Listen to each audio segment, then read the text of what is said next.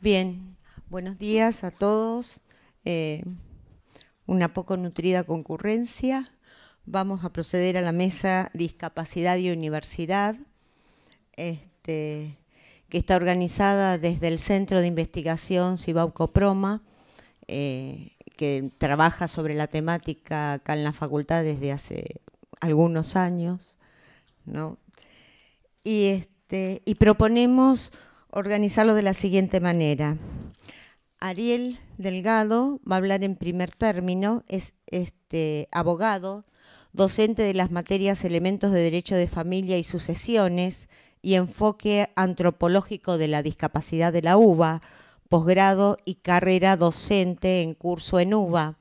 Él va a hablar desde el punto de vista del derecho, entonces vinculado con los posgrados en los que está interviniendo en derecho. Verónica Rusler, al centro, es directora del programa de discapacidad de la Facultad de Filosofía y Letras y representante de esta unidad académica en el programa Universidad y Discapacidad de la Secretaría de Extensión Universitaria y Bienestar Estudiantil de la Universidad de Buenos Aires, en cuyo programa también participa el Centro Cibao con la representación de la arquitecta Marianelida Galoni. Y Sandra Katz, coordinadora de la Comisión Universitaria sobre Discapacidad de la Universidad Nacional de La Plata y de la Red Universitaria Latinoamericana y del... ¿Se desconectó? Perdón. Sandra Katz, coordinadora de la Comisión Universitaria sobre Discapacidad de la Universidad Nacional de La Plata y de la Red Universitaria Latinoamericana y del Caribe sobre Discapacidad y Derechos Humanos, que también tienen ambas una amplia trayectoria en la temática. Verónica desde el ámbito de la UBA y Sandra en una proyección mucho más amplia. Luego, él va a hablar desde el punto del derecho, Vero va a hablar más desde el área de investigación, la Facultad de Filo, ¿sí? Y Sandra va a hablar más de los apoyos y los programas de apoyo dentro de la universidad, ¿sí? Perfecto. Bien, los dejo entonces con el panel. Al final vamos a hacer lugar a consulta y también tenemos un pequeño video para cerrar. Para mí no está encendido, porque tenía una luz y ahora no la tiene. Pero se escuchaba, se notaba, ¿Ah, ¿no? sí? Hola, hola. ¿Se escucha bien? Bueno, ¿qué tal? Buen día. Mi nombre es Ariel Delgado. Eh, Como me presentaron, justamente soy docente de la materia de Familia y Sucesiones y enfoque antropológico de la discapacidad en la Facultad de Derecho y también formo parte del equipo del programa Universidad y Discapacidad de dicha universidad. Hoy me presento acá justamente como en representación de dicho equipo, pero no solamente como parte de él, sino también como alumno egresado de la Facultad de Derecho y actualmente como docente.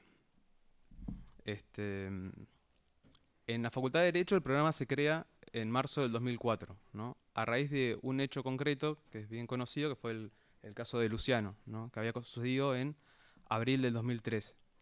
¿Qué sucedió? Se presenta en la dirección de lo que es carrera y desarrollo docente un profesor de Derecho Civil, ¿no? Con algunas dudas o consultando por la posibilidad de, de trabajar algún tipo de lineamiento pedagógico para poder evaluar a Luciano, que es un alumno que tenía una cuadriplegia, ¿no? Para poder constatar este nivel mínimo, digamos, de conocimiento de la asignatura, ya que no quería ni discriminar, pero tampoco podía probarlo sin constatar los conocimientos de Luciano. Entonces, se realizó varias entrevistas, tanto con el profesor como con Luciano, ¿no? Y se llevó a cabo un examen multiple choice. En esta época tampoco había tanta tecnología, digamos, ¿no? Entonces, se desarrolló un examen especial para Luciano, un multiple choice con una planilla, donde él podía seleccionar las opciones y las respuestas a cada punto concreto, ¿no? De esta manera podía justamente dar constancia, ¿no?, de esos conocimientos mínimos de la asignatura. Justamente esto fue el puntapié inicial para la formación del programa, ¿no?, de lo que fue Universidad de Discapacidad en Derecho. Y asimismo fue el precursor del programa que luego, en el 2007, ¿no?, lo crea el rectorado de la UBA. Sí, en 2002 en forma más autoconvocada y en 2007 con resolución. Que la resolución esa es de 2007. Sí. Por eso cumplimos este año 10 años. Justamente. Entonces, un dato aparte igual era que justamente Derecho Civil es la primera materia codificada con la que se encuentra el alumno en la Facultad de Derecho cuando una vez que pasa al CBC e ingresa a la carrera. Es la primera materia troncal de toda la parte de lo que es derecho privado, ¿no? Justamente por eso reviste una complejidad mayor, porque a este punto generalmente el alumno no sabe trabajar en las cuestiones codificadas y de derecho. Entonces suele ser como un primer filtro importante. En este caso justamente el docente tenía una inquietud sincera, digamos, ¿no?, de trabajar y abordar la cuestión de discapacidad. Por eso se recurrió en este caso a la Oficina de Desarrollo y Carrera Docente. Pero lo cierto es que el programa en sí, el destinatario directo es el docente, ¿no? Pero el objetivo del mismo justamente es promover la investigación, la capacitación y el asesoramiento técnico, ¿no? Esto en miras de promover, digamos, ¿no?, una verdadera igualdad de derechos del estudiante con discapacidad. Ahora, en cuanto al programa en sí, para no extenderme demasiado en el tiempo, me tomé el atrevimiento, si se quiere, ¿no?, de ser un tanto reduccionista y encolumnarnos en 4 puntos que me parecen a mí esenciales, digamos, ¿no? Un primer punto sería desde el aspecto, si se quiere, material del programa, ¿no?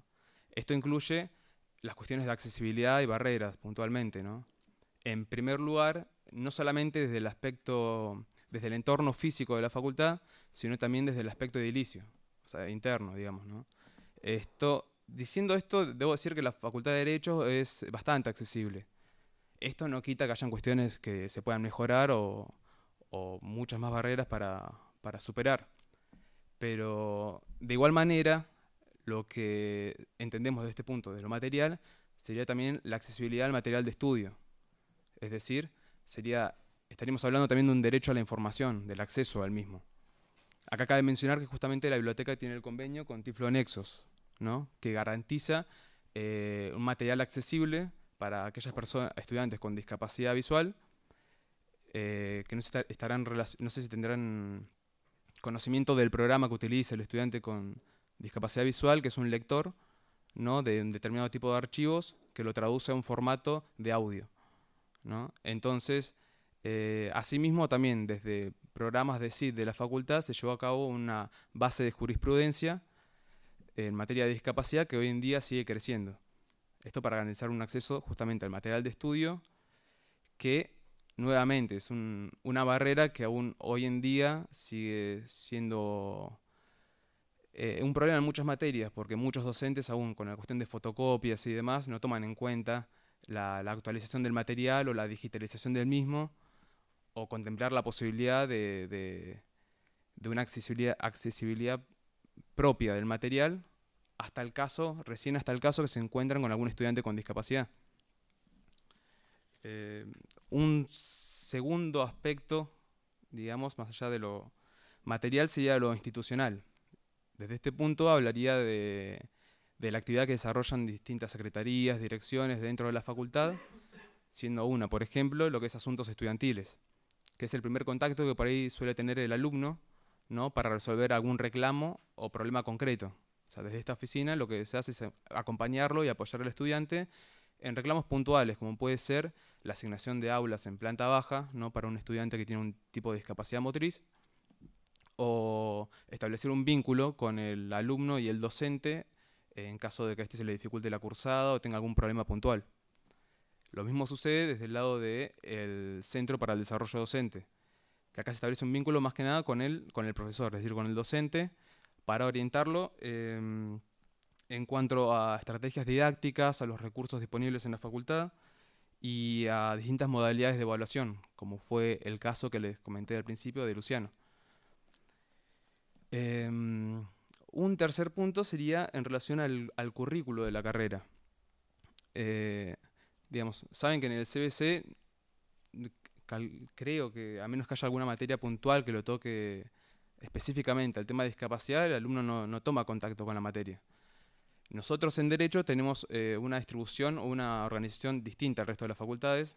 O sea, una vez que el alumno ingresa, empieza la etapa que es el CPC, Ciclo Profesional Común, que viene a ser todas las materias troncales de lo que es abogacía, y luego el CPO, que es el Ciclo Profesional Orientado, donde el alumno elige la orientación específica y tiene mayor libertad para elegir materias específicas más allá de su orientación, digamos, ¿no? En lo que es la parte troncal, lo que es el CPC, tampoco el alumno ve ningún contenido relativo a discapacidad, más allá de alguna materia que le dedica algún espacio. Nosotros puntualmente en la materia de familias y sucesiones dedicamos alguna clase específica a trabajar todas las cuestiones de discapacidad. Y ahí tomamos en cuenta que los alumnos no conocen nada, no conocen hasta ese momento nada del tema, excepto aquellos que tienen alguna relación o un vínculo con la discapacidad por algún familiar o por algún contacto con algún otro compañero con discapacidad. Pero hasta ese punto nadie tiene en cuenta el concepto siquiera como algo jurídico, digamos, ¿no? O como algo, como un tema independiente. Ahora, recién en el CPO, en la parte orientada, es donde tenemos materias específicas en lo que es discapacidad. Tenemos una materia que es discapacidad y derechos, donde se trabaja el tema de una manera más jurídica, legal, trabajando con las normas, ¿no? Con tratados internacionales, es decir, una visión más jurídica. Y después la otra materia que es enfoque antropológico de la discapacidad, que pertenece al Departamento de Sociales, y desde este lado se trabaja justamente una mirada más interdisciplinaria, si se quiere, ¿no? Recurriendo a varios docentes de distintas disciplinas, o sea, psicología, sociología, ciencias de la educación, para complementar, digamos, ese enfoque legal. Luego está justamente el práctico. Nosotros tenemos la última instancia justamente de formación práctica para el estudiante, que implica, por decirlo de alguna manera, ¿no? Bajar a la realidad toda esta práctica, toda esta teoría, ¿no? En casos concretos reales. El práctico profesional es justamente asesoramiento, ¿no? El patrocinio jurídico gratuito que da la facultad, también en el marco de extensión universitaria, ¿no? Para aquellas personas que no disponen de los recursos para acceder justamente al patrocinio de un abogado. Y esto es un tema puntual y que me tendría un segundo, porque en este caso de los consultantes, este es un práctico específico de discapacidad. Hay prácticos para penal, para civil, para distintas ramas del derecho, pero este es uno específico que funciona hace 3 años ya en la facultad, porque el consultante generalmente en el práctico debe ir hasta el Palacio de Justicia, que está en el 8º piso, para hacer la entrevista previa y que lo deriven alguno de los prácticos. El 8º piso del Palacio es una escalerita totalmente angosta, donde es inaccesible. Por eso hubo la necesidad de crear un práctico especial que funciona en la Facultad de Derecho. Entonces, los alumnos acá en este caso trabajan con consultantes que están en una doble situación de vulnerabilidad. Por un lado, por la cuestión de la discapacidad y por otro lado, por la cuestión socioeconómica. Entonces, estamos en una etapa donde hablamos de que la discapacidad es un concepto, digamos, ¿no? Dinámico, interdisciplinario, y desde el lado del derecho toma contacto con todas las ramas del derecho. Pero el alumno recién toma en cuenta esto si de casualidad se choca, digamos, con alguna de las materias en la parte orientada, es decir, por opción. Y muchas veces, por cuestiones laborales, llegan al práctico de discapacidad, que suele ser en horario más tarde-noche. Entonces tienen que trabajar mucho con la cuestión, o es necesario trabajar mucho con la cuestión de la empatía del alumno, ¿no? Que no es una cuestión menor, digamos, ¿no? Porque justamente es trabajar desde la empatía, desde el lado de un abogado, sin caer justamente en reduccionismos y en una cuestión de caridad o lástima, ¿no? Y también que entiendan justamente el rol que tienen ellos como abogados y el rol que van a tener luego, ¿no? Para con la sociedad en sí. Entonces,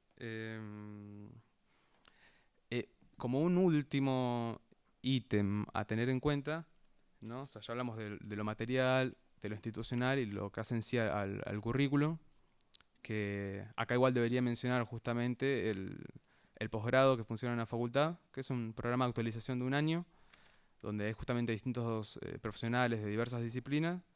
Justamente Sandra y Veros formaron parte de distintos años.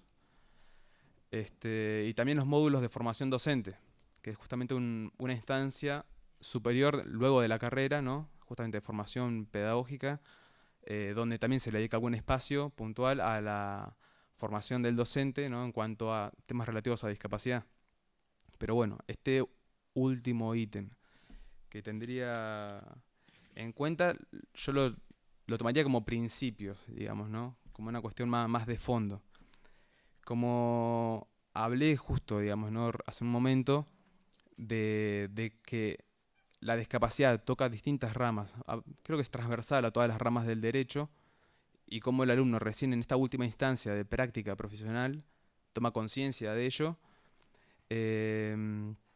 Digo, así como hablamos de factores que pueden incidir, ¿no? En el proceso de aprendizaje del alumno, o sea, el entorno, o sea, la disposición del aula, el trato que tenga con el docente, influye también el contacto y la interacción que tenga tanto con el docente como con los propios compañeros.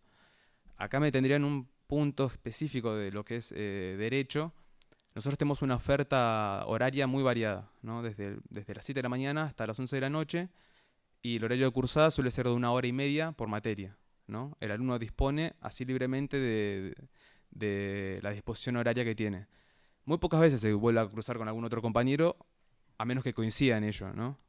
Esto tampoco es un dato menor, porque el perfil que por ahí suele tener el estudiante es un perfil mucho más individualista, digamos, ¿no? Cuesta lograr ese trabajo en equipo, en grupo, y trabajar justamente esta cuestión de la empatía del estudiante, sobre todo del estudiante de Derecho, no puede quedar relevada a la última instancia de formación del mismo, sino que es algo que se tiene que trabajar de manera más estructural desde el inicio de la formación del mismo, ¿no? Por eso digo que no es menor que tanto el programa como la práctica profesional se encolumnen en lo que es extensión universitaria, porque esta es la vinculación justamente de la universidad con la sociedad, ¿no? Es entender la educación pública, y en este caso el derecho, como una herramienta de cambio social, de ascenso social, de equiparación de oportunidades y de igualdad en sí. Pero justamente es necesario replantear estas cuestiones o poner foco en qué modelo de profesional queremos tener, porque si no, toda esta cuestión de derechos queda como un discurso vacío, que no llega a superar la brecha existente, ¿no? Con aquellas prácticas institucionales excluyentes. Bueno, muchas gracias.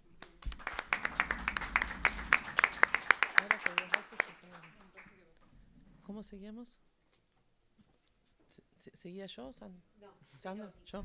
Ariel, ¿me dejas que me siente ahí así veo la pantalla? Dale. Del programa de discapacidad lugar. de filosofía y letras, y nos va a hablar fundamentalmente desde el área de investigación que desarrolla en su facultad. Bueno, ¿qué tal? Mucho gusto estar acá. Hoy recordaba, siempre cuando vengo recuerdo que hace muchos años, como 10 hará, lo primero que aprendí respecto de discapacidad y universidad fue una visita guiada que nos hicieron los compañeros acá de CIBAUT Coproma, en ese momento cuando nosotros estábamos empezando, porque en realidad el CIBAUT y Coproma es muy anterior a todo el movimiento dentro de la UBA. Entonces nos hicieron una visita guiada por la facultad y nos mostraron, por ejemplo, que se había construido una rampa para subir a una tarima.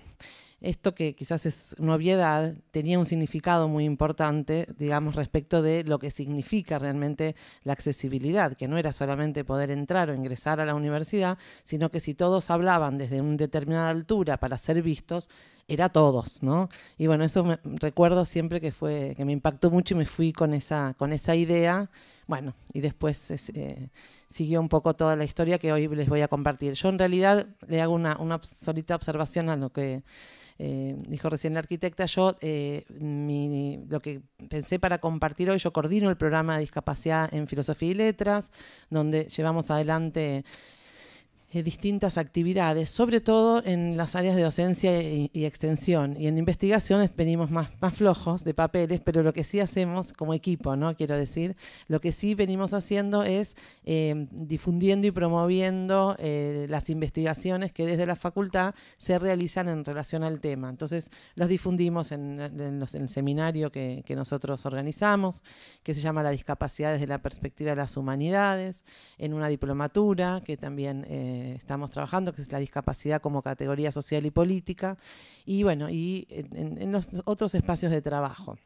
En ocasiones hemos solicitado también la ayuda y el acompañamiento acá de FADU para que nos orientaran algunas cuestiones que tenían que ver con la accesibilidad de nuestra casa, que también viene bien, pero sin embargo recién este viernes pasado inauguramos la rampa al podio, a la tarima, en la aula más grande nuestra. Así que se hizo la primera colación que llamamos dentro de un proyecto de juras accesibles, donde el acto de colación se interpretó en lengua de señas, se subió a la página y donde la persona que recibía su título de antropóloga lo pudo hacer para que la vieran todos como corresponde, ¿no? Así que bueno, pero el trabajo que yo pensé que para traer en esta oportunidad, como este es un evento muy importante de investigación, fue el trabajo de investigación, que si bien sí lo realizo en relación a la Universidad de Buenos Aires, en la institución donde cursé el trayecto de maestría es Flaxo, pero investigando uva. Bueno, y les paso entonces, ahí viene el título, el trabajo tiene que ver un poco con este tiempo que ya transcurrió desde que empezamos a trabajar en la uva. Ya van a ver que ahí después propongo una sintética cronología, como en otras universidades nacionales esto se inició bastante antes. Y bueno, les cuento un poco entonces cómo pensé yo esta propuesta. Un cachito anterior quería comentar respecto del título, se llama el trabajo de investigación Universidad y Discapacidad, estudio de las intervenciones institucionales entre las lógicas de inclusión y exclusión en la última década. O sea, la idea es un poco pensar en este trabajo que venimos haciendo, como decía, hace este año el programa de UBA cumple 10 años como programa con resolución, pero bueno, tiene también una historia previa autoconvocada. Cómo hemos podido observar en este tiempo estos procesos de inclusión y exclusión, y incluso de inclusión excluyente también. Entonces, bueno, este trabajo lo que apunta, que igual todavía estoy en proceso, no terminé todavía el trabajo de campo, apunta a poder identificar algunos indicadores que nos muestren cómo venimos en relación a eso, ¿no? A esta dinámica que es inherente a todos los procesos y a los procesos educativos, pero que en la medida en que uno pueda identificar algunos indicadores, también eso puede contribuir a monitorear el trabajo que se va haciendo, ¿sí? No es que es algo que se puede evitar, digamos, ¿no? Pero sí se puede estar más atento. Bueno, ahora sí, entonces. Bueno, un poco para plantear con qué escenario yo empecé este trabajo. Bueno, nosotros ante realmente una presencia mayor y más visibilizada, sobre todo, de personas con discapacidad en la universidad, y hay un asterisco en personas con discapacidad, siempre la perspectiva con la que nosotros trabajamos, y en Filosofía y Letras realmente es muy importante esta aclaración, siempre hablamos de estudiantes, docentes y no docentes, ¿sí? Las acciones, es importante esta amplitud en cuanto a lo multiactoral, porque verdaderamente es importante que los estudiantes puedan estudiar y que la institución cumpla con pautas de accesibilidad en este sentido, pero también que un docente pueda trabajar, y hay bastantes trabajado en relación, además de las personas con discapacidad que acceden a un cargo docente, de la discapacidad sobreviniente también, o sea, de la persona que trabaja y que adquiere un déficit o una situación que le implica, digamos, encontrarse con barreras que antes no encontraba. Y, por supuesto, lo mismo los compañeros y compañeras no docentes que también habitan todos la universidad. Esta presencia que, como decía, es mayor porque es mayor en los niveles previos del sistema educativo, ¿sí? Más chicos y chicas con discapacidad estudian en la escuela común, egresan de la escuela común y desean continuar sus estudios en el nivel superior. Entonces, además de tratarse de una cuestión de cantidad, hay una mayor visibilidad, o sea que estas personas están y circulan de una manera mucho más participativa y activa. Esto, aparte de visibilizarse las personas, lo que se visibilizan son las barreras. Esto va junto. Se visibilizan las personas y sus trayectos y se visibilizan las barreras que tiene la universidad para poder alojar a todos estos actores.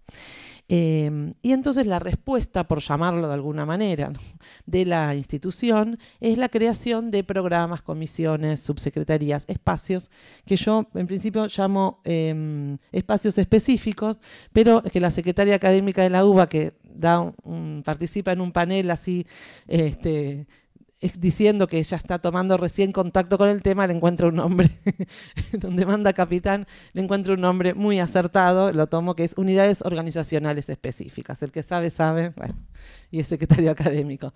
Me pareció que era bueno un concepto potente, como ella lo sintetiza, es especialista en política educacional, así que bueno.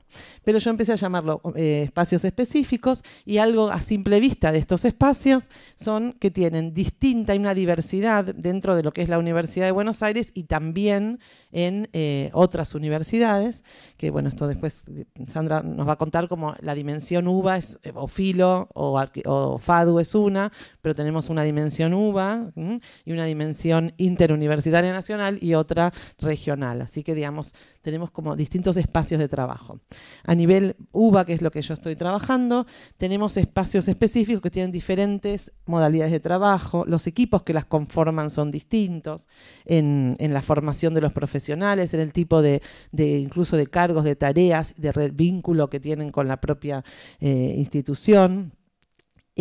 La pertenencia institucional de los espacios. No es lo mismo que un espacio dependa de extensión, que dependa de secretaría académica, que dependa directamente de decanato. Digamos, todo esto de alguna manera plantea diferentes mandatos, ¿no? Y también en los objetivos y las metas, ¿sí? Hay algunos programas que están orientados, como yo les decía, exclusivamente a los estudiantes, otros que se orientan mucho a la accesibilidad, otros más a la orientación, en fin.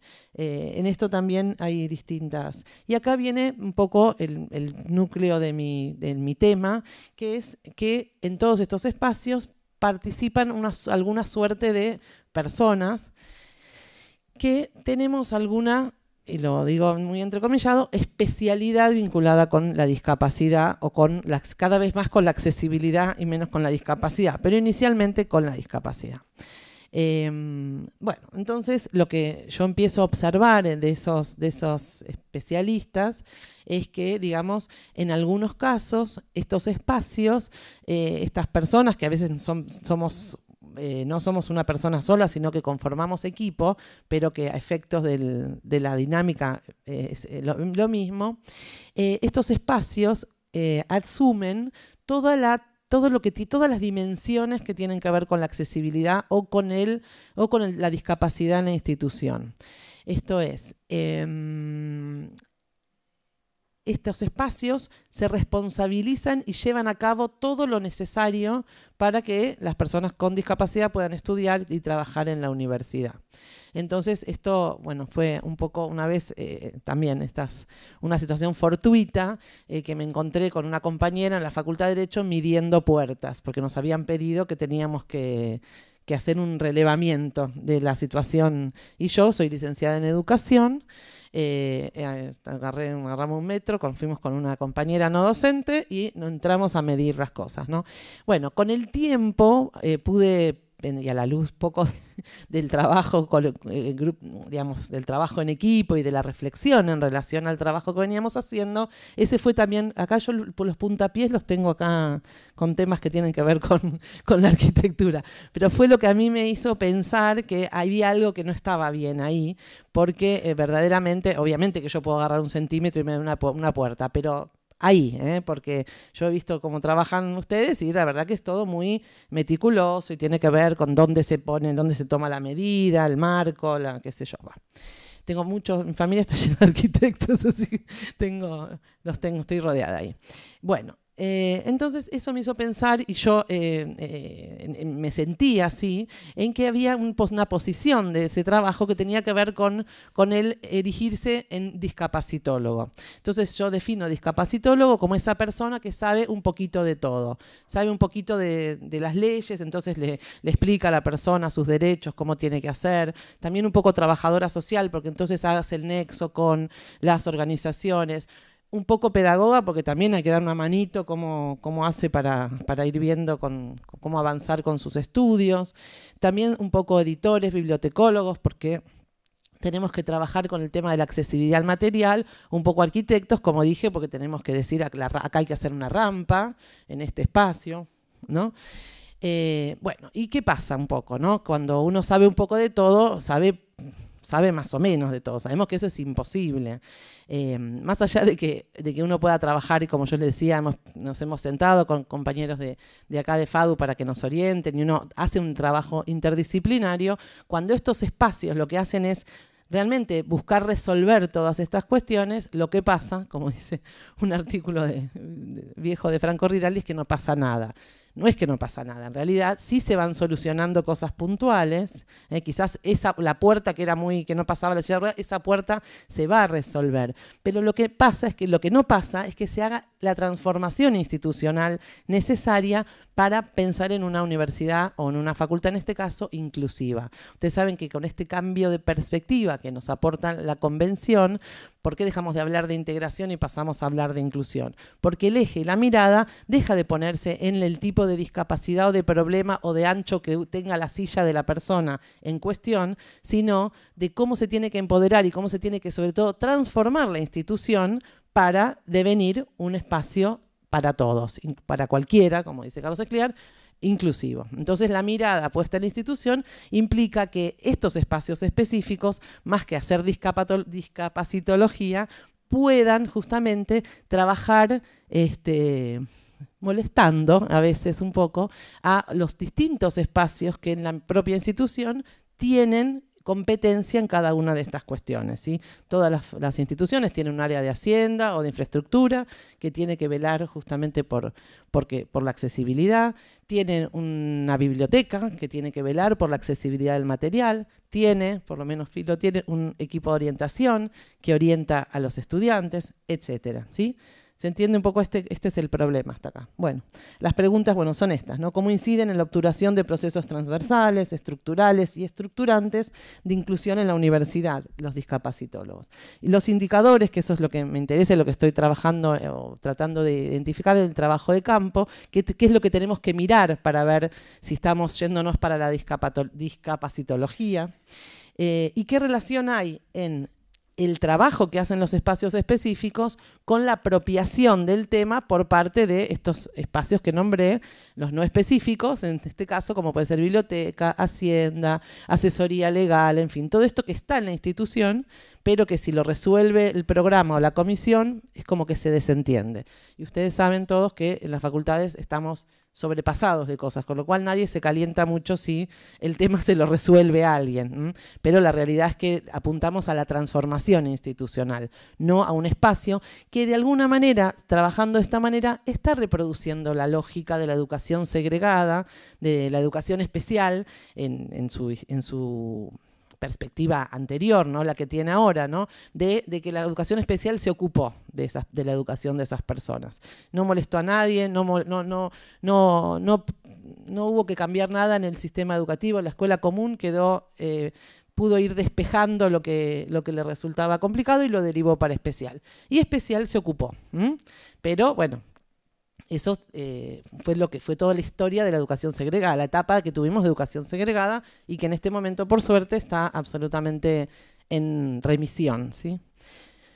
Muy bien. Bueno, y otro tema que también estoy observando, que es qué papel juegan las personas con discapacidad, que para nosotros, o en Filo, son los verdaderos especialistas. O sea, si uno quiere encontrar en el nivel superior universitario y no universitario, sobre todo, a un especialista, ¿quién más que un adulto que ya recorrió y transitó todo el sistema educativo va a saber acerca de cómo necesita el material, qué tamaño, qué letra, qué formato, cómo puede manejarse y circular por ese espacio para poder cursar? Esa es la persona con discapacidad y por eso es muy importante su narrativa. Bueno, esto es lo que voy a pasar muy rápido, pero bueno, yo soy muy... tengo mucha confianza en la importancia que tiene el marco normativo. Se escucha mucho, bueno, con las normas no es suficiente, por supuesto que no es suficiente, pero es muy importante. Yo ahí coincido con Nuria Pérez de Lara, que es una pedagoga de Barcelona, que nosotros bueno, venimos leyéndola y que tuvimos el gusto de tenerla también acá hace unos años. Ella habla de la importancia de que digamos, de la ubicación de la persona dentro de la normativa, de darle esa visibilidad y ese lugar, ¿sí? Después, por supuesto, y con el tema de edilicio, en Filo lo vemos muy habitualmente, está el uso que se le da al espacio público. Una vez que la rampa está, una vez que la normativa está, hay que aprender a implementarla, a respetarla, a difundirla, a que todos los ámbitos de la propia institución lo conozcan, ¿sí? Bueno, esto entonces brevemente, si pasamos la próxima, esto solamente así para que lo vean, total igual yo esto lo dejo, así que cualquier interese lo puede pedir, pero cómo la historia empieza en el 92 en la Universidad de Mar del Plata, y bueno, y hay una cantidad de encuentros y de eventos, no detallo uno por uno porque no vamos a tener tiempo, pero cómo va habiendo todo un avance en todos estos años de creación de espacios, cómo estas primeras reuniones después se confluyeron en la creación de este espacio interuniversitario, después de la red latinoamericana, y cómo, acá identifico algunos de la UBA precisamente, cómo también se fueron generando estos espacios. Pasamos a la siguiente, hasta, digamos, el último hito, bueno, y esto se va mechando también con parte de la normativa que va acompañando, la convención, en 2002 una modificatoria muy potente de la Ley de Educación Superior, otra en 2015, y lo último que se está discutiendo en estos momentos en el CIN, porque ahí hay reunión de la interuniversitaria, que esta red, que fue un grupo de amigos en muchos años, ahora es una red del CIN, ¿sí? Con todo lo que eso implica, lo bueno y lo malo, y veremos. Pero bueno, un poco para compartirles todo lo intenso de estos años, ¿no? En este tema. Esto, ¿viste? No, y sí, para la ocasión. Pasamos. Gracias. Bueno, acá entonces también muy brevemente quiero compartir un poco cuáles son los autores y las investigaciones que también van como contribuyendo y van aportando. Bueno, ustedes saben que Juan Seda, que es el coordinador de estos espacios que Ariel les compartió, viene estudiando este tema varias tesis atrás, digamos, como que viene siendo tema de investigación para él, y además de todo el trabajo que hace en Derecho, que bueno, como yo decía, digamos, tienen realmente una práctica integral, porque ahí tienen trabajo de extensión, de docencia y de investigación en forma muy articulada. Bueno, y una cosa que yo tomo muy especialmente, que plantea Juan, es estas personas que cuando no se hacen efectivos los derechos, permanecen en los márgenes de la institución universitaria. Y me interesa mucho tener presente esa idea, ¿no? de los márgenes, esa persona que está, pero está en unas condiciones muy particulares, ¿sí? ¿Seguimos? Bueno, como ya nombré Nuria Pérez de Lara, de ella yo tomo esta idea de la dialógica inclusión-exclusión, que es una dialógica y es una dialéctica, es algo que no es inevitable, es como inherente a los procesos, pero que si es posible que poder irla pensando y reflexionando, uno puede como ir encaminando mejor el trabajo. Bueno, los Disability Studies, ustedes también los conocerán, de acá especialmente para mi trabajo me interesa esta idea de integrar el estudio de la discapacidad a los estudios, no tomarlo como un estudio en forma aislada, sino integrarlo a lo que son los estudios sociales, ¿sí? No como algo separado. Y esto es lo mismo que yo planteo en relación al trabajo de los espacios específicos, digamos, de no permanecer al margen de toda la dinámica institucional. Después tenemos los compañeros de la UNER, que también tienen todo un trabajo muy sistemático de investigación, donde ellos lo que plantean de alguna manera, para pensar también estos procesos de inclusión-exclusión, pretenden revisar estas categorías de discapacidad y de normalidad, ¿no? Y bueno, también es un aporte muy interesante.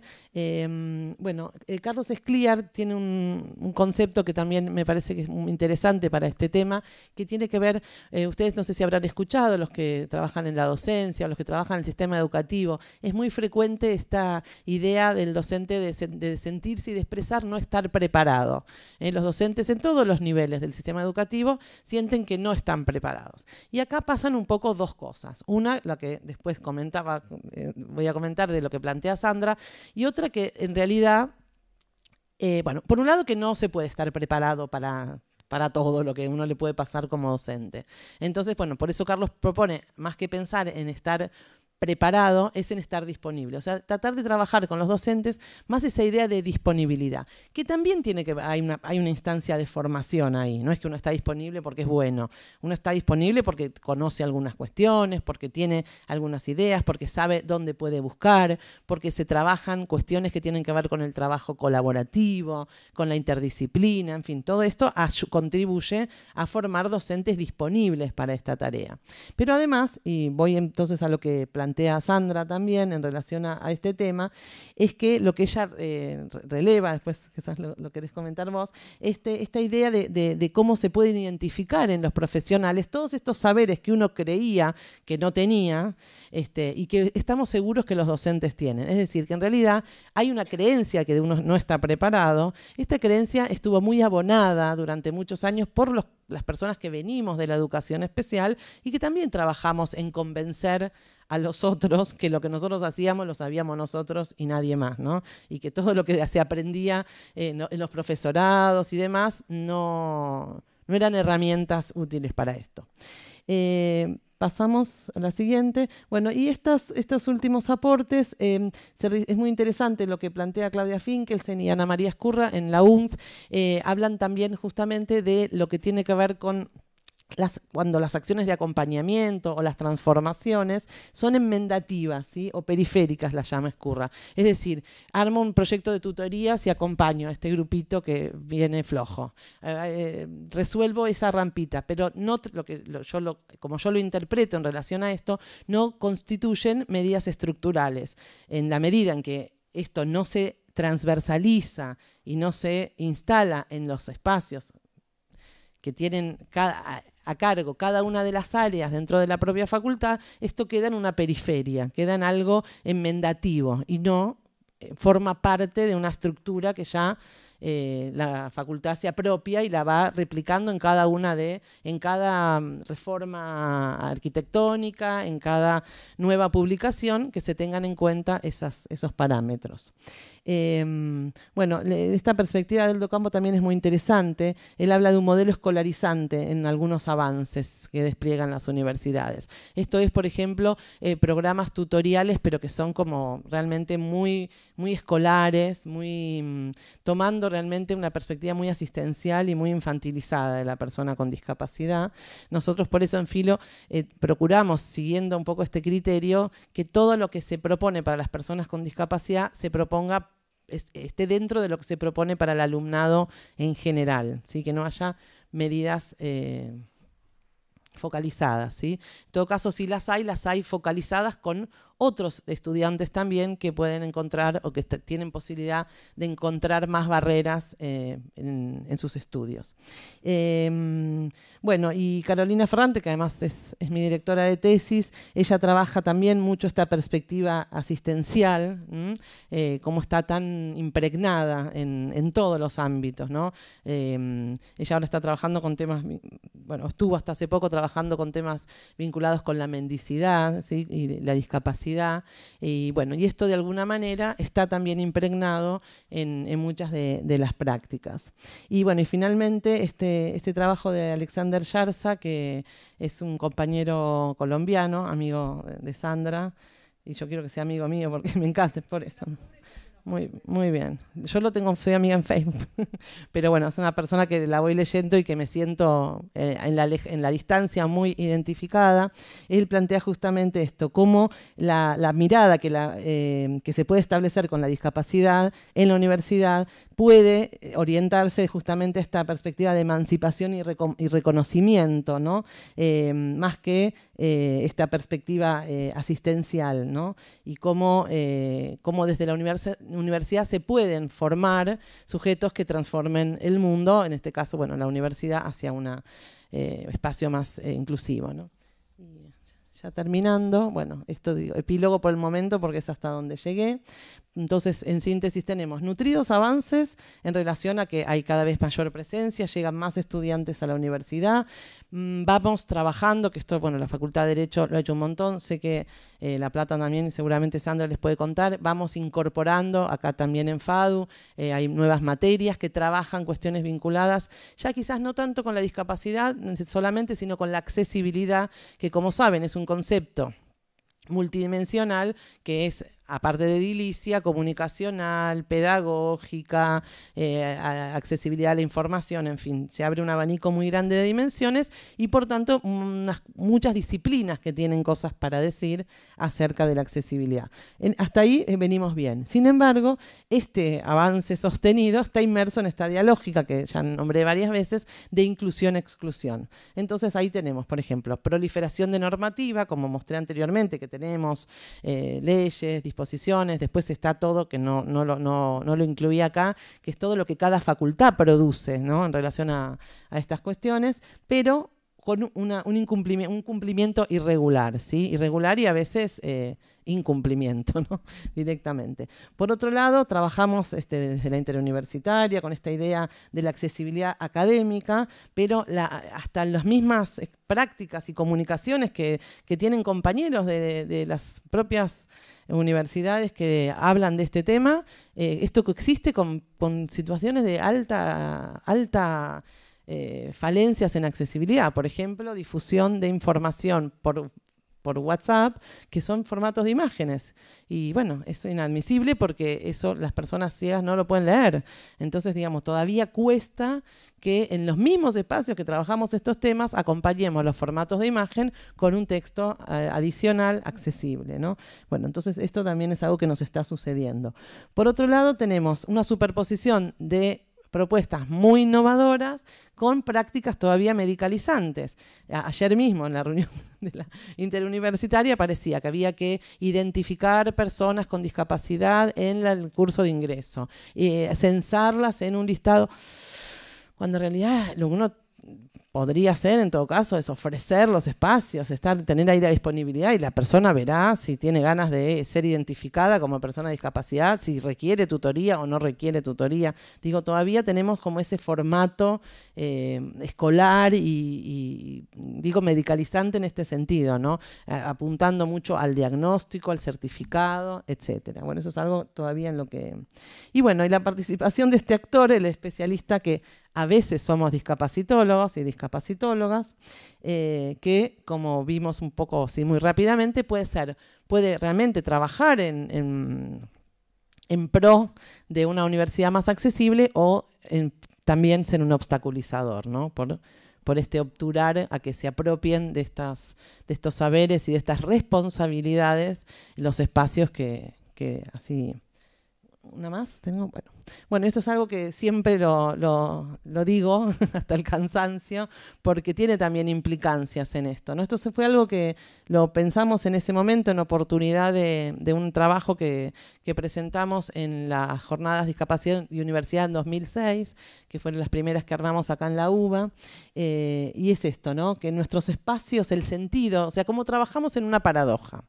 El sentido de nuestra existencia, de nuestros espacios específicos, es que dejen de tener sentido. Digamos, ahí es como realmente se habrá logrado la meta, el objetivo. Entonces, esto tiene mucho que ver con este tema de investigación que les compartí, porque tiene consecuencias muy concretas, ¿no? Un espacio que se atornilla mucho, ¿no? Que se ubica muy instalado, es un espacio que viene para para quedarse, para crecer, para perpetuarse. Nosotros a veces, la verdad, en Filo no tenemos espacio físico, no tenemos membrete, no tenemos. Y bueno, y un poco entendemos, pese a que a veces es incómodo y no es fácil trabajar así, que es parte de esta condición que nosotros hemos asumido, ¿sí? Estar de paso y ser lo más etéreos posibles, no estar atomizados, sino estar dispersos en todos los espacios posibles y necesarios dentro de la facultad. Bueno, es un poco, hay una diapositiva más, pero que es las referencias bibliográficas que, por si después alguien quiere el Power, las tiene acá. Bueno, es todo. Gracias por escuchar.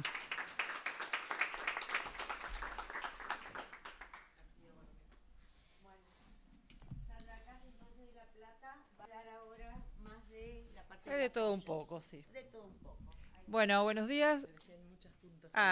Re lindo, sí, porque digo, a ver, yo podría hablar desde varios lugares, pero vos rescataste esto de que yo hablo, que yo no soy especialista, digo, hasta hablo de la afortunada posibilidad de no ser especialista, y traje, la que sigue, como desde diferentes lugares contarles o habilitar desde dónde poder hablar.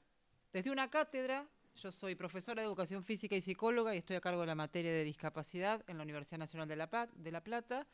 Contar algo desde la universidad, esta comisión de discapacidad que hoy somos dirección, y coincido con el ser para dejar de ser. Desde la comisión interuniversitaria, esto que Verónica empezó a contar, que estamos todas las universidades públicas del país en forma organizada, y ayer y hoy es nuestra tercera reunión anual, y desde la red latinoamericana. Participo de todos esos espacios con una naturalidad y con una militancia que hace que todos podamos sentirnos parte. Digo, no hay que ser ni nada diferente, ni nada especial, ni creérsela. La que sigue. Voy a contar así, traje 2 o 3 de cada una, y ahí abrimos a ver qué cosas nos interesa pensar. Yo entro a la facultad a estudiar Educación Física porque ya trabajaba como voluntaria en el ámbito de la discapacidad y entendía que era un espacio lindo, divertido, y que no entendía por qué la gente lo dramatizaba. Y que parecía que trabajar en la discapacidad, ¿y cómo te dedicas a esto? ¿Y eso es algo especial? Entonces yo preguntaba desde la Educación Física y entro a la carrera siendo la alumna insistente. ¿Qué hago si tengo un alumno? Y siempre era, en el posgrado lo vas a hacer, ya te vas a dedicar. Como no me lo daba Educación Física, empiezo a estudiar Psicología, me pasó lo mismo, y ni bien termino la carrera, es decir, con ausencia de contenido, proponemos un seminario optativo, que esta me parece que siempre fue la lógica. A los 10 años, en el 2013, se hace la reforma del plan de estudio y pudimos fundamentar que durante tantos años, con tantos estudiantes, se hizo un seminario y se instala como materia. En esa época nos plantean que tiene que estar dentro de las didácticas, y en el 2003-2005 era integración, la palabra de moda, así que se llama didáctica de la integración, que no existe. Es decir, no existe una didáctica para integrar. Podemos decir que conquistamos un espacio, buenísimo, tenemos una materia. Y yo sentí que fue una trampa. Igual estoy en una paradoja, porque cada vez que los estudiantes en cualquier materia preguntaban por la discapacidad, la respuesta era, ya vas a cursar una materia vinculada a la discapacidad. Es decir, todo ese saber se depositaba en un cuatrimestre. Y es imposible. Y por otro lado, los corría de la responsabilidad de educar para cualquiera. Pero también entendíamos que este espacio hoy es necesario para discutir. Entonces, la contrapropuesta que empiezo a hacer desde algunos años es cómo transversalizar esta temática, y parecería que como yo estoy habilitada a hablar de discapacidad, empiezo a armar puentes y diálogos con otras materias y empezar a pedirle a básquet que incluya la discapacidad, a natación que incluya la discapacidad, a fútbol que incluya la discapacidad, sin dejar de tener este espacio de discusión. La que sigue, no sé si hay alguien con problemas visuales, acá hay fotos donde, por ejemplo, en una clase de fútbol, la idea era llevar fútbol ciego, terminó siendo una clase muy divertida, es decir, los pibes lo pudimos, insisto en la desdramatización, que trabajar con la discapacidad no siempre es un drama, ni no siempre se padece, también uno se divierte, se ríe junto al otro. En básquet nos pasó algo particular, y en esto también, siempre la idea fue que no era para que sean especialistas ni para que sepan, sino porque sin quererlo, seguramente en alguna de sus prácticas iban a tener algún estudiante con discapacidad. Entonces, hasta diciéndole, no es para que te prepares para trabajar con la discapacidad, era porque vas a tener un estudiante. Y ahí se nos fue un poco la mano, porque los entusiasmamos tanto a los profesores que nosotros no queríamos que sea la clase de básquet en silla de rueda, era ¿qué hacemos con 1? ¿Qué hacemos con 2 por clase? Pero lo que sí logramos, entonces, bueno, lo llevamos a natación, a básquet. En natación lo que hacíamos era poner goma eva en en los anteojos. En relación a las prácticas, lo que logramos es que algunas materias lo incorporen como contenido. Y básquet tiene una clase que es básquet en silla de ruedas. Recreación tiene una clase con, no sé, que se pusieron habilidades diferentes, pues también hay que lidiar con todos los nombres que le ponen y digo, bueno, que transiten, a ver, no me pongo más a pelear desde ese lugar. Pero lo incorporaron ellos sin necesidad de mi presencia. Y por otro lado, habilitamos el espacio de la cátedra para que vengan personas con discapacidad y ya tenemos como una clase que es muy esperada, que es de un centro de día, donde un grupo de jóvenes y adultos arman ellos la clase explicando qué es un hogar, qué es un centro de día, qué es una escuela especial, con toda una organización que para ellos significa meses de trabajo y después trabajan con consignas con los estudiantes. Esa clase, digo, a ver, todos salimos aprendiendo del otro y ahí cuestionándonos quién tiene el saber. Eso sería un poco desde mi materia, que es donde la disfruto un montón en lo cotidiano. La que sigue. La universidad. En la Universidad de La Plata, que también como lo hubo, es una universidad grande. Digo, a ver, ayer nuestra discusión con otras universidades, es muchísima la diferencia estar hablando de 150.000 estudiantes, 200.000 estudiantes, que Viviana de Río Negro decía tenemos 8.000 en toda la universidad. Entonces, pensar políticas, pensar estrategias es muy diferente. Bueno, la Universidad de La Plata es grande. Y a la distancia, nosotros hace 15 años que tenemos el área de discapacidad. Ayer hacía esta mención, tuvimos un debate de que cómo logramos instalar las políticas nosotros. Porque la pregunta que trabajamos ayer era ¿cuán institucionalizadas estaban las políticas de apoyo? Y yo decía que en mi universidad está poco institucionalizado, pero sí está impregnado, porque no tuvimos espacio físico y durante muchos años, como no teníamos espacio físico, lo que hacíamos era recorrer y sentarnos con el otro y decir, a ver, bienestar, ¿qué tienen ustedes que no incorpora la discapacidad? A ver, planeamiento, digo, a ver, fuimos armando diálogos, la que sigue. Y los primeros años lo que hacíamos era, decimos, agite, era recorrer, digo, a ver, alguna vez vinieron diseñadores y nos criticaron el color que usábamos. El color era lo que sobraba en la imprenta. Era hagan lo que pueden con lo que tienen. Y así fuimos tocando diferentes temas para trabajar en cada una de las facultades, empezar a mover a ver cuál era el tema que preocupaba. Ahí fue Carlos Heroles a dar una de las charlas nuestras, fue Scliar, hemos trabajado un montón de temas. Y algo que nos llamaba la atención cuando hacíamos los afiches, ahora ya no tanto, pero hicimos todo un análisis, que pocas veces se ponían cuerpos y caras. Se ponían sillas de ruedas, dibujitos, digo, ver, imágenes que referían a otra cosa y parecía que faltaba humanizarlo a eso. La que sigue. Y tenemos así como diferentes líneas. Una es, que ahora lo vamos a ver más con la interuniversitaria, en dar apoyo a las personas con discapacidad y coincidimos que no son solo los estudiantes o que son hoy los más urgentes que reclaman, pero que nunca dejemos de pensar en relación a qué apoyos necesita o qué políticas hay que instalar para los docentes y no docentes con discapacidad. Y en relación a los docencias, hay todo tipo de intervenciones y prácticas que uno podría hacer que creemos que es el sector más resistente, el que, digo, a ver, a veces hasta sospecho, digo, por diferentes cuestiones. Una es porque creemos que quienes hoy dan clase en la universidad no todos tuvieron experiencias pedagógicas y le estamos exigiendo que tenga los que trabajamos en pedagogía, digo, le estamos pidiendo que modifique formatos de dar clase cuando él parecería habilitado a dar clases sin haber transitado por especializaciones pedagógicas. Y por el otro creo que todavía queda una sospecha de no imaginárselo como colega. Ahí todavía me parece que hay una incomodidad. Y de todos los trabajos que nosotros hacemos, es el sector más resistente. Y por más que uno haga jornadas, los que vienen son los que están de acuerdo. Nunca va a venir el que no está de acuerdo en trabajar con la discapacidad. Y hay diferentes formatos con los cuales fuimos trabajando. La que sigue. Otro sector con el que trabajamos mucho fue con el empleado de la universidad, con el trabajador. Y una de las jornadas que a nosotros nos dio más resultado es trabajar con quien va a recibir los papeles cuando un estudiante se inscribe y por primera vez lleva los papeles a la universidad. Ahí la jornada que hicimos fue, primero vinieron los estudiantes con discapacidad a contar qué les pasó a ellos cuando llevaron, lo que significó para ellos ir a la universidad. Y en esto también nos diferenciamos mucho de Latinoamérica, que Argentina te da la posibilidad de estar en la universidad y no todos vienen para recibirse, vienen un transitar. Muchos sí quieren recibirse, pero otros no. Y haber estado 1 mes, 6 meses, 2 años, les cambió la vida. Entonces lo que nosotros decimos a esa persona que va a recibir los papeles, que en su gesto y en su cara se materializa una ideología, que según con qué cara los mire o con qué gesto le dice ¿qué haces acá?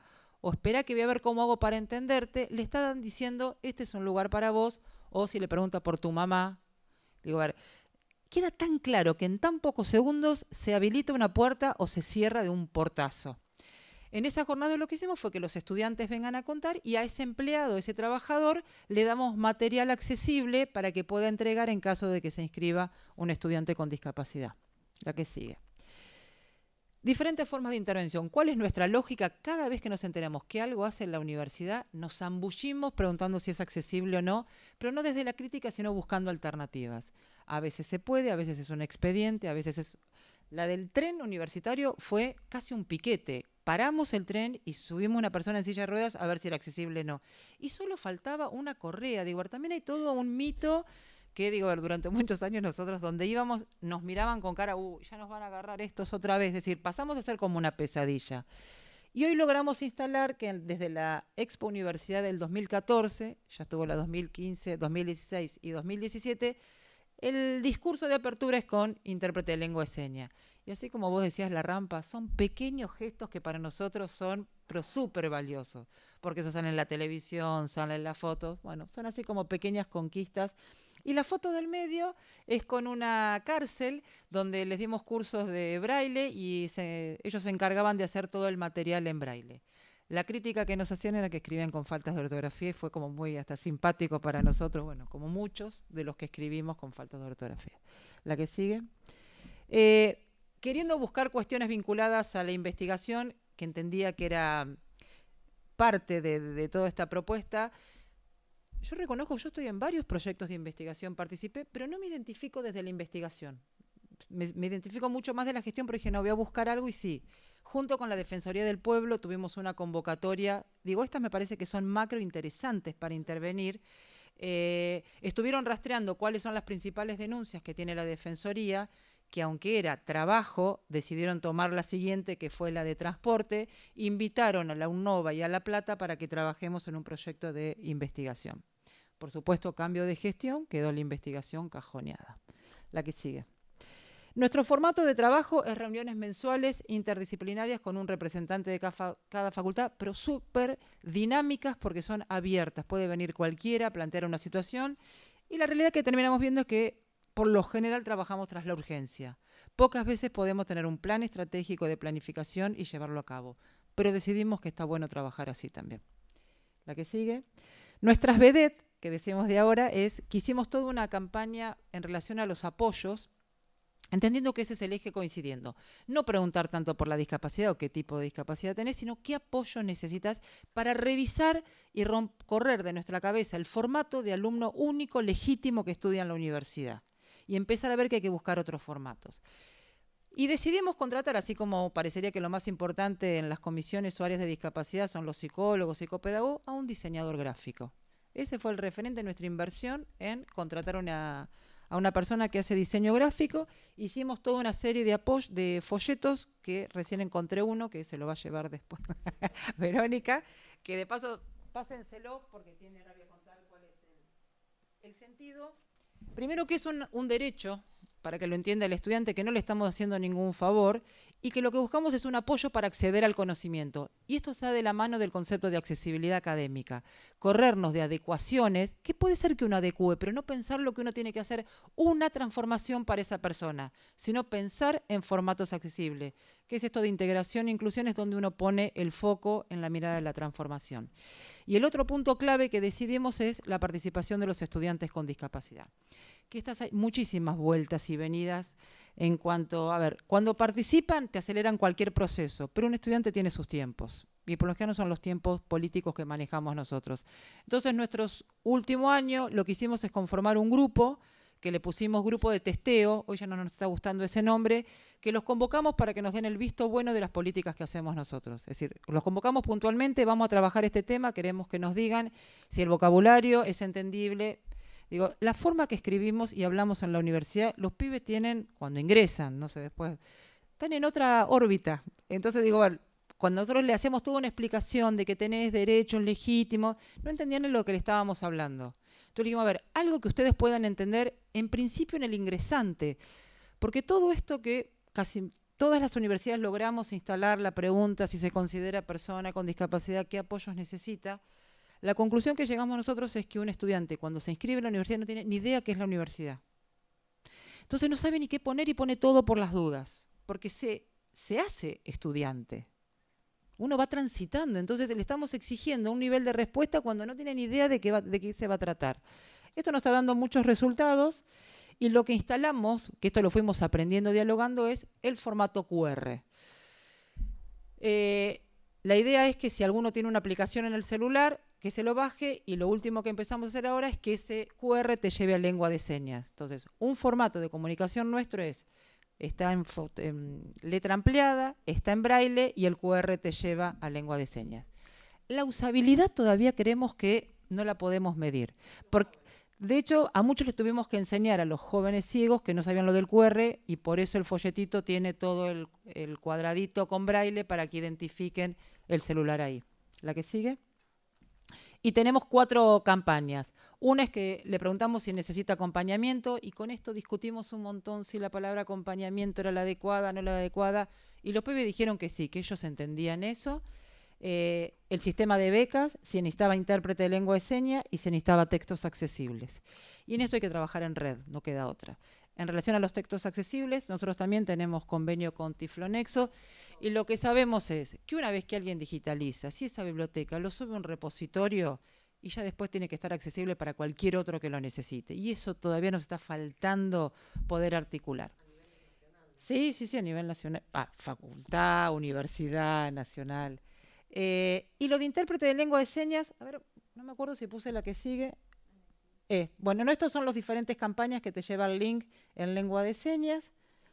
Yo si querés dejo la presentación, así que la pueden descargar. Sí, la que sigue. No, quería contar una cosa. Lo que nos pasó con la comunidad sorda. Fuimos pasando desde el 2007 por diferentes instancias. El 2007 fue nuestro primer estudiante, estábamos todos perdidos y a los pocos meses en el Diario de La Plata sale en la portada: la universidad tiene un sordo. Nos parecía tan ridículo, absurdo, ofensivo desde nuestra lectura. Nosotros hoy vamos a algunas escuelas de sordos que hay en La Plata y en la cartelera tienen puesto eso como motivador para que los estudiantes entiendan que la universidad es un espacio posible para ellos. Al principio no teníamos intérprete, no conseguíamos quien lo pague, lo pagaban los padres y hasta llegamos a tener la anécdota de que un padre no quería que otro sordo use su mismo intérprete porque se lo pagaban ellos. Digo, todo lo que se imaginen lo pasamos. Después logramos hacer un relevamiento si no había intérpretes en la facultad, a ver si alguien sabía lengua de señas y se le daba una beca a un estudiante para que haga de intérprete. Ahí fuimos denunciados porque no era un intérprete avalado por la Asociación de Sordos. Entonces empezamos a hacer diferentes estrategias, algunas con denuncias, otras con voluntad, Digo, en esto cada uno pudo hacer el camino que pudo, hasta que el año pasado nosotros logramos proponer como política que había que contratar intérpretes. Entonces nos dicen, bueno, tienen dinero para contratar 3. Podíamos haberlo elegido como queríamos, nosotros decidimos hacer una selección y no decimos concurso porque no participó el gremio, porque empezaba a entrar en una cuestión de paritarias, era toda otra cuestión, así que lo convocamos como selección de intérpretes. Empezó a circular en Facebook y se anotaron más de 100 del país. Digo, ahora ahí te das cuenta de lo que significaba para un intérprete trabajar en una universidad. Cuando les empezamos a pedir, bueno, ahora manden un video contando su currículum en lengua de señas, ya se bajaron a 23. Y el momento del concurso, o selección, no puedo decir concurso, vinieron 12. El jurado estaba compuesto por los directores de las carreras de intérprete de lengua de señas, por integrantes de la Asociación de Sordos y un estudiante sordo que teníamos en la universidad. De esos, solo 5 aprobaron. Muchos lo que sabían era interpretar, que si alguien hablaba en español, ellos hacían la lengua de señas, pero no al revés. Entonces parecería que la voz del estudiante que te hablaba en lengua de señas no iba a estar garantizada la traducción en español. Así que de ahí solamente sacamos 3 personas, lo que significó que empezó a circular que la Universidad de La Plata tiene intérpretes, que este año se anotaron 5 más. Yo sé que para nuestros números son 25.000 estudiantes por año. La UBA debe andar más o menos por año que ingresan. No importa, bueno. Pero nosotros 3 nos complicó la vida. Es decir, que entren 3 sordos que nos pidan intérprete, estábamos todos en febrero corriendo a ver cómo lo resolvíamos. llevamos toda esta política a nuestras autoridades diciendo la Universidad de La Plata, digo, bueno, hasta tratándole de decir que esto era bueno, no que era un problema, nos dicen pueden contratar a 2 más. Volvemos a hacer la misma selección y viene una persona de Tucumán. Nosotros le tratábamos de desmerecer, no, no te vas a venir desde allá, lo hacemos vía Skype. Bueno, esa persona ganó y se mudó a La Plata. Y con un contrato de 5.000 pesos estamos todos buscándole trabajo, le conseguimos una pensión. El rol hoy del intérprete pasó a ser fundamental. Hoy nosotros tenemos 12 estudiantes sordos, tenemos 5 intérpretes. Yo les podría decir que en marzo a junio no nos alcanza y a lo mejor en diciembre nos sobra, porque muchos estudiantes fueron dejando cursadas. ¿Cómo hacemos para garantizarles derechos? Le estamos diciendo, es tu derecho, a vos te corresponde, vos no elegiste comunicarte en lengua de señas. Nuestra forma de resolverlo, y no sé si es la mejor, es lo que pudimos hacer, es convocar a todos los sordos, decirles, la Universidad de La Plata tiene 50 horas semanales de intérpretes, las dividimos entre todos iguales y esto es lo que hoy les podemos garantizar. Y lo que vamos a negociar es con cada facultad si puede pagar la diferencia. Hasta ahora no tuvimos denuncia y entienden que es un camino a construir. Digo, también tienen derecho a denunciarnos. Bueno, yo como estudiante quisiera cursar las 5 carreras al año. Te podemos garantizar 3. Por lo general sabemos que con 3 ya es un exceso, pero tiene derecho a elegir lo que él quiera. Digo, bueno, entonces, ¿qué decidimos hacer? Porque hoy de estos 2 estudiantes, las 50 horas semanales nos están sobrando, los ponemos a trabajar en todo el formato de accesibilidad, en los folletos, en los videos institucionales. Digo, un intérprete tiene muchísimo para hacer. Este sería como el punto así como novedoso, crítico, cuestionable, pero entiendo que hoy todas las universidades nos estamos llevando esta discusión. Y la novedad que tuvimos en relación al PODES, que ahora voy a contar de qué se trata, es que en el Plan Estratégico 2018-2022, las nuevas autoridades de la universidad decidieron incluir el eje de accesibilidad académica. Para nosotros es también otro hecho histórico que se incluya como dentro de las jornadas obligatorias que hacían a todos los secretarios académicos de nuestras 17 facultades, era que dentro del temario íbamos a ir a dar una charla, un taller que lo hicimos en relación a la accesibilidad. La que sigue. Pasamos a la interuniversitaria. La interuniversitaria es un espacio de encuentro, empezó siendo de amigos. Yo fui a esa reunión del 94 en Mar del Plata, todavía era recién egresada, y hasta que logramos refundarnos, y ahí siempre contamos que fue gracias a Carlos Ceroles que dijo no se puede pensar la discapacidad si no es en clave de derechos humanos, y decidimos poner esto de Comisión Interuniversitaria de Discapacidad y Derechos Humanos.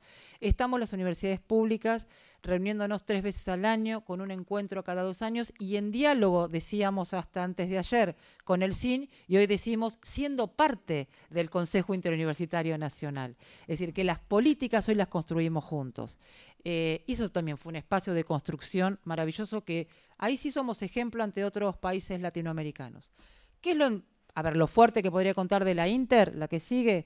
Es que nosotros, bueno, hoy somos más de 40, ahí era todo un relato de cómo nos fuimos sumando, creciendo, la que sigue. Nosotros presentamos en el año 2007 un programa que se llama Programa Integral de Accesibilidad, que ahí fue aprobado por el CIN, que se hablaba de 3 componentes: accesibilidad física, accesibilidad comunicacional y capacitación a la comunidad universitaria. Y lo que está de este lado es un librito que sacamos, librito digo porque, un libro interesante de las experiencias, de qué universidades se animaban a contar su experiencia, porque lo que nos pasó era que nadie quería entregarlo, porque espera que la semana que viene hacemos una jornada y tenemos algo más para contar. Fue un inicio, fue dejar una marca. Y acá yo quiero contar, no sé cómo estoy con el tiempo, pero esta fue una experiencia interesante. El primer eje, que fue el de la accesibilidad académica, yo en ese momento era coordinadora de la interuniversitaria. Y se nos dice desde el ministerio, ¿de cuánta plata estamos hablando para hacer las universidades accesibles? Imposible pensarlo.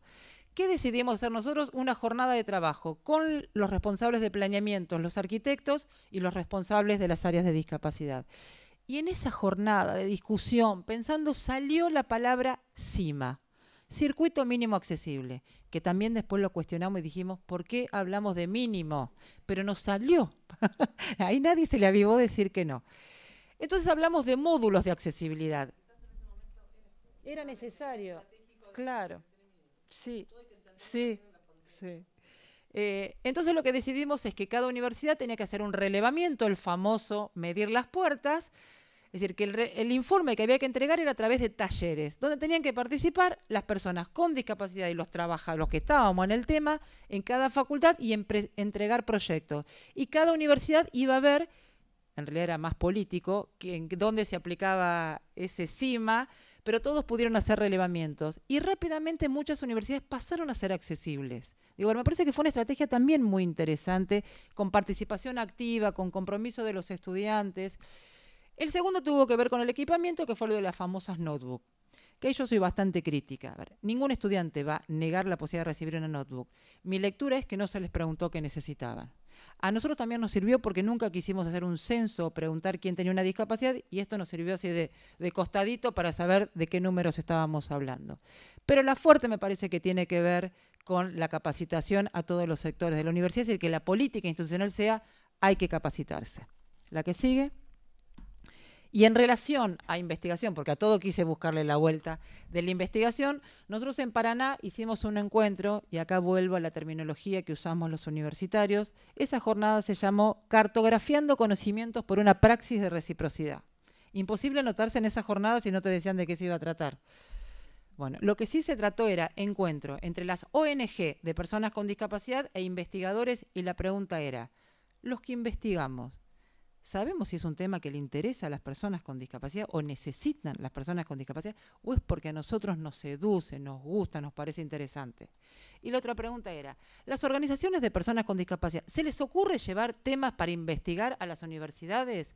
Bueno, y ese es un mapeo que aprendimos ahí, vinieron los iconoclasistas, que la pasamos bárbaro, en empezar a hacer mapeos de qué diálogos había entre las organizaciones y las universidades. ¿La que sigue? Bueno, no, esta es la sistematización que hicimos. Y pasamos a la red. Otra vez, en trabajo en conjunto con Carlos Heroles, que le estaba muy atento a todo lo que pasaba, nos dice, hay una convocatoria del Ministerio de Educación para crear redes. Empezamos a organizarnos y había que buscar 2 espacios latinoamericanos, y ahí Carlos conocía a Colombia, que ya tenía la red Comisión de Inclusión Educativa, creo que se llamaba, de Colombia, y la Comisión Interuniversitaria Argentina. Nos presentamos, hicimos esa red que vos marcás del 2009, y enseguida fue desde una lógica de solidaridad. Mientras que el proyecto hablaba de red iberoamericana, en el campo de deportes de acá, de la ciudad universitaria, un sábado a la mañana de mucho frío decidimos hablar de latinoamericana, porque entendíamos que casi todos los que habíamos estudiado la discapacidad siempre fue con textos españoles, sin desmerecerlo. A ver, ellos no son responsables que nosotros leamos sus textos. No tenemos producción propia, no escribimos. Tenemos muchísimas experiencias, pero no las registramos. Por eso fue lo del librito que decimos nosotros de Argentina. Empecemos a escribir. Nuestra historia y nuestros recorridos son otros. Y esta fue la impronta que nos quisimos marcar, de que desde Latinoamérica tenemos mucho para aportar, porque casi todo lo que hicimos fue sin recursos. Mientras que España hacía cosas maravillosas, pero con buenos fondos, nosotros lo hicimos sin recursos, entonces hasta nos parecía que cómo lo íbamos a escribir. Si era la experiencia que estábamos haciendo. Y en eso adherimos ideológicamente a lo que significó la CRES, Conferencia Regional de Educación Superior, entender la educación como un bien público y social, un deber y responsabilidad del Estado, que hoy está débil esa frase.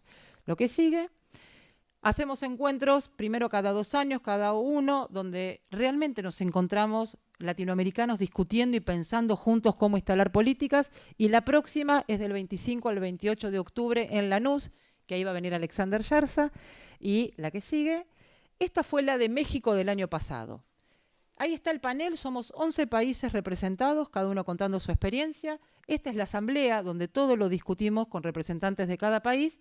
Esta es de la red de estudiantes que se formó, pero la foto de arriba lo que quiero mostrar es que vinieron estudiantes sordos ciegos a plantear de que ellos también quieren estar en la universidad. Entonces digo, hoy los sordos nos están acá mojando la oreja. Bueno, la que nos sigue son los sordos ciegos que quieren venir a estudiar. La que sigue, los que se dedican a la investigación en el tema de discapacidad, los invito a que se zambullan a este portal que se llama www.coloquiodiscapacidad.com, donde Colombia sistematizó y puso en un portal accesible y abierto todas las investigaciones de los últimos 5 años.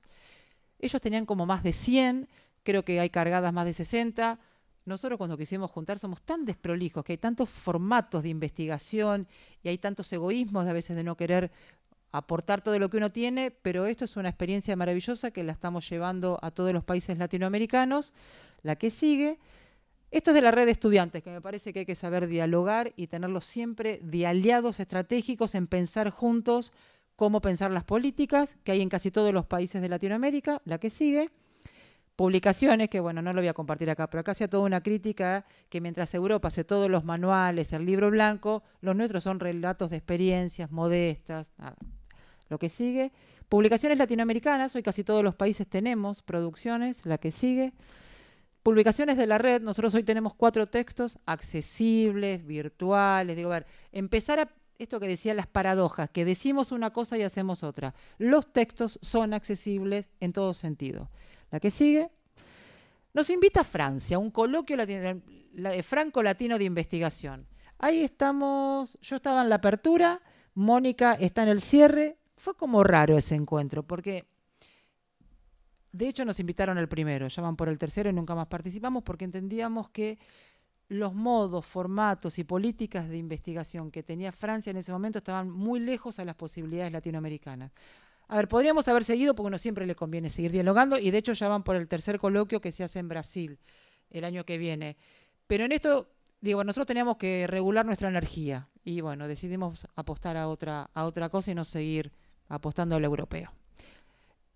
Acá lo que traía solamente para compartir, y esto lo podemos usar o no, pero está bueno, es el Informe Mundial de Discapacidad de 2011, se hizo un relevamiento que lo hizo Colombia de dónde instan o invitan o muestran las vacancias en relación a la investigación. Me parece que es un material interesante para tener en cuenta. La que sigue. Y en relación a investigación, lo que hoy se está propiciando son encuentros regionales por la dificultad de pensarnos todo a nivel latinoamericano. Y hubo uno en Costa Rica en el 2016 y hace muy poquito hubo uno en Guatemala donde participó todo Centroamérica en compartir sus investigaciones. La que sigue, y ya con esto termino, el de Remera Verde es Alexander Yarza.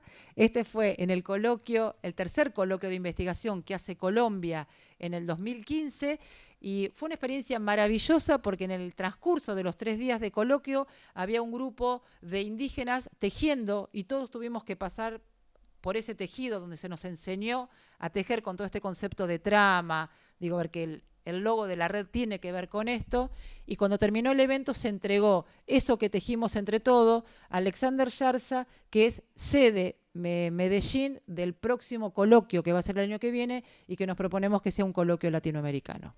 Y creo que con esto terminé, entendiendo que la red es un espacio que lo construimos entre todos. Digo, a ver, algo que siempre nos dicen, ¿tienen reglamento? No, no tenemos reglamento. La vamos construyendo. Y nuestra lógica es que el que no entendió esta lógica decanta. Cuando ve que no puede competir, que no puede luchar por ser protagonista, cae solo. Bueno, con esto los quiero motivar a que escriban, que compartan lo que tienen, que el boletín de la red que lo hacemos circular todos los meses es un espacio de socialización. Muchas gracias.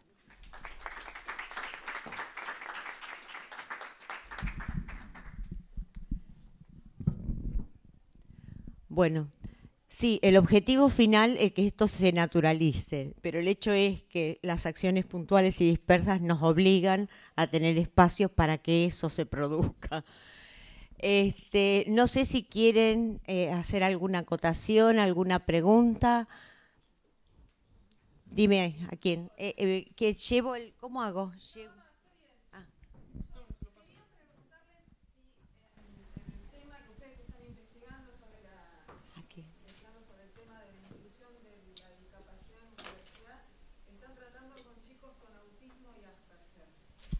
Seguro. Sí.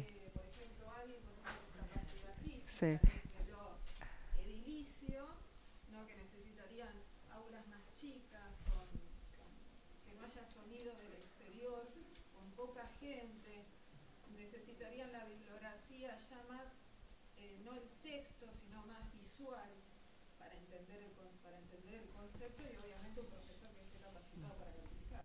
Ayer comentamos esto, digo, a ver, estos sordomudos que están pidiendo espacio en Latinoamérica, sordo-ciegos, sordomudos.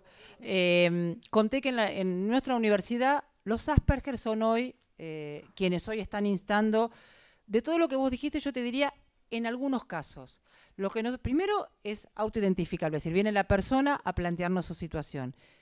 La Plata, como la UBA, son aulas que no bajan de 50, 100, teóricos de 300 personas. Nosotros tuvimos un trabajo hecho y una de las estudiantes que tiene Asperger hizo un escrito diciendo qué necesitan saber de mí, aclarando cuáles son sus necesidades. Y esto siempre lo ponemos a consideración. No todos los estudiantes piden los mismos. Sí hay cuestiones generales de lo literal. Es decir, aclararle al docente que si él dice para mañana leen todo, ese estudiante va a hacer el esfuerzo por leer todo.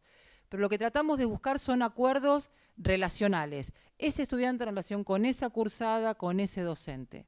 Digo, ayer uno de los temas que discutíamos eran los protocolos. Y lo que entendimos, o nuestra posición en la Universidad de La Plata, es que el protocolo es solamente lo políticamente correcto para obligar a un docente que no se puede negar. Pero en la práctica no es un recurso didáctico. Es decir, lo que hay que charlar es con el estudiante que te diga, a ver, ¿cómo llegó hasta acá? ¿Cuál es su trayectoria? Solamente agregar, yo soy de la comisión antiprotocolo, pero porque realmente, justamente cuando vos hablabas recién de España, España tiene, todas las universidades tienen unos protocolos, ¡wow!, y los imprimen en papel, en braille, son larguísimos, son extensos, y la verdad son documentos muy prescriptivos, casi que diríamos hasta estigmatizantes, porque justamente coincido totalmente con lo que dice Sandra en relación a las personas con este diagnóstico de Asperger, que si bien hay algunas cuestiones más propias o comunes de todas las personas, realmente hay que ver no solamente la situación y las características de cada persona, sino de la cursada, porque quizás para lo que se necesita para una materia no es lo mismo que se necesita para otra, por las características de la cursada, las características del contenido, de la propuesta docente. Entonces, realmente el protocolo es un esfuerzo enorme porque son gigantes y muy... y la verdad que para obligar, tenemos la normativa, la Ley de Educación Superior es suficientemente... y la Convención, que es una ley con rango constitucional, así que, no sé, Ariel, algo para decir eso, digamos, eso, aunque a pesar de la autonomía universitaria, un docente no puede negarse a recibir a un estudiante y bueno, además, en el caso de Filosofía y Letras, tenemos normativa propia que también lo avala, digamos. Así que, en general, no tenemos la experiencia tampoco de docentes que sean refractarios, sí algunos requieren más acompañamiento para este trabajo, ¿no? Y por eso es muy importante, en Filo lo tenemos, un equipo de orientación al estudiante, no al estudiante con discapacidad, sino un equipo de orientación al estudiante que pueda ir acompañando tanto a los estudiantes como a los equipos de cátedra. Siempre priorizamos en Filo que ahí se establezca un diálogo. A veces lo tenemos que acompañar y andamiar más ese diálogo y otras veces simplemente es poner en contacto. Pero bueno, igual son cosas que están pensando. También, por ejemplo, muchas personas con este diagnóstico asisten con acompañantes a la facultad. Entonces, bueno, ¿cuál es el rol y el lugar de los acompañantes? Todo esto son cosas que sí, que tenemos que seguir pensando y tal vez dándoles algún marco regulatorio, lo mismo que los intérpretes, ¿no? Pero hay experiencias, si después querés... Sí, yo creo que ella lo que pide es un apoyo, no que niega a incorporar. El único tema que se pide ese apoyo. por ahora no le estamos esquivando es a la discapacidad intelectual. Que le estamos, sí, que también se necesita el apoyo. No es que uno niegue. Sí, acá tenemos. Sí, el tema de la discapacidad intelectual y la discapacidad mental es tema, vieron que son cosas distintas, que nombramos mucho tiempo como la misma, pero son cosas distintas, las cuestiones que tienen que ver con la subjetividad, la salud mental y distinto lo que tiene que ver con lo intelectual, ¿sí? A veces va junto, a veces está todo enmarañado, pero también puede cursarse en forma separada. Y eso también nos está dando mucho trabajo. Bueno, porque tenemos como menos recursos y posiblemente menos disponibilidad para trabajarlo. Pero de antemano, me parece que vamos a coincidir en eso, es que el no lo tiene nadie, ¿no? La persona tiene que acercarse, de paso, bueno, transitar y acercarse además a los espacios que los pueden acompañar, ¿no? Que la verdad, cada día, como yo les decía antes, hay más y están como más instalados en distintos ámbitos de la universidad. Yo entiendo que solos no podemos casi nada en la vida, entonces no, esto es algo que incluso yo trabajo en el equipo de orientación de la facultad, además, y el legitimar este lugar de la duda, de la necesidad de un estudiante en cualquier momento, no un estudiante con discapacidad, un estudiante e incluso un docente a lo largo de su trayectoria, de necesitar en algunas instancias acompañamiento. Nosotros tenemos un espacio de orientación pedagógica. ¿No saben la cantidad de estudiantes que vienen para las 2 últimas materias? ¿No? Que llega, que por supuesto también tenemos dispositivos de acompañamiento para el inicio, ¿no? En este salto tan fuerte que es la escuela secundaria y el nivel superior. Pero pues hay gente que necesita ser acompañada a mitad del trayecto, cuando empieza la orientación, porque tiene dudas, porque... Digo, y eso, legitimar, que en el nivel superior se pueda legitimar la duda, la necesidad de ser acompañado, bueno, es algo que cuesta. Pero bueno, vos decías lo de discapacidad intelectual. Bueno, este es un tema en realidad que... Sí, pero hay que ser cuidadoso con eso. Yo le tengo mucho fastidio a la nota anual en La Nación de los cascos verdes. No tengo nada contra los cascos verdes, lo quiero aclarar. Pero no me gusta cómo periodísticamente se vende como que la UCA sí recibe estudiantes con discapacidad intelectual. En ese tipo de actividad, que es una actividad de extensión, que digamos de curso, de formación, que no acredita ni una licenciatura, ni un título de posgrado, todas las, digamos, no creo que nadie, ni en La Plata, ni en la UBA, de hecho la UBA tiene un montón de formaciones, de formación, como tiene veterinaria, ahora se me ocurre, con Vecinos en Flor, como tiene agronomía, perdón, Vecinos en Flor, o como tiene veterinaria, todo el trabajo TACA, todos los cursos de extensión que da Filosofía y Letras, que son además gratuitos y abiertos a la comunidad, sería altamente bienvenido o bienvenida una persona con discapacidad. Entonces, hay que ser muy cuidadoso. ¿Qué es lo que están ofreciendo algunas universidades? No es formación en las carreras de grado. En realidad las carreras de grado se ofrecen para todo el que pueda cursar, avanzar y aprobar esas materias. Ahí el tema candente, digamos, es qué tipo de apoyos esa persona necesita. Porque si la persona necesita más tiempo, apoyo de un espacio de orientación pedagógica, ¿por qué no? ¿Sí? Ahora, si la persona no puede acceder a esos contenidos, bueno, tal vez la respuesta no sea no, sino de qué manera puede participar si es que le interesa específicamente ese trayecto de grado, ¿sí? Pero bueno, hay que ser cuidadoso con los formatos, ¿no? Como... No. Por Dios que no la haya nunca. Bueno, cada universidad tiene sus espacios. La UBA tiene el ciclo básico común y hay que aprobarlo para ingresar. Yo no soy fonoaudióloga porque jamás pude aprobar la física del CBC y es una realidad. Lo intenté durante 3 cuatrimestres. Bueno, soy licenciada en Ciencias de la Educación, por suerte. Pero digo, pasa, ¿eh? No, yo contarte, digo, hay un punto que las cosas se filtran y te ganan los hechos que el análisis de los hechos. Nosotros no tenemos políticas para la discapacidad intelectual y en el último tiempo con los planes fines muchos estudiantes terminaron en proyectos de integración, terminaron el colegio secundario y muchos se anotaron en la universidad. En algunos casos se les filtró la posibilidad de entrar porque su título decía no homologable y en otros pasó. Gracias a que pasó y que nadie se dio cuenta y que nadie lo diagnosticó con lugar, están avanzando. Entonces digo, bienvenida que pasen esas cosas en la universidad pública, donde hay una mirada a veces, porque la realidad te supera, en otras queda tan marcado, y en Latinoamérica en general, como hay examen de ingreso, enseguida se detecta el estudiante. Nosotros, bueno, ustedes tienen el CBC, pero en el resto de las universidades nosotros no tenemos curso de ingreso. Y a veces detectás a alguien en 3er o 4er año de casualidad.